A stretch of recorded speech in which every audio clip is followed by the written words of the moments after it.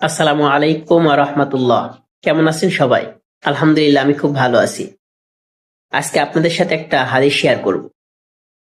আল্লাহ রাসূল সাল্লাল্লাহু আলাইহি সাল্লাম বলেছেন, তোমাদের মধ্যে ওই ব্যক্তি সব থেকে উত্তম যার চরিত্র সব থেকে উত্তম।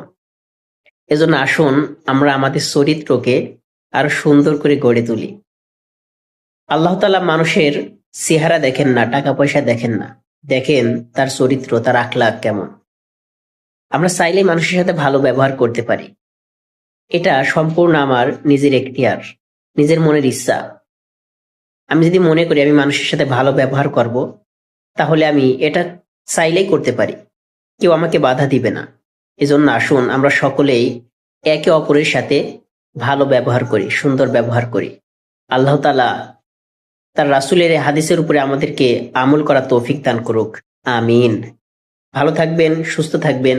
আবারও দেখা হবে নতুন কোনো ভিডিওতে। এরকম আরো গুরুত্বপূর্ণ ভিডিও পেতে আমাদের চ্যানেলটাকে সাবস্ক্রাইব করে রাখুন। আসসালামু আলাইকুম আ রহমতুল্লাহ।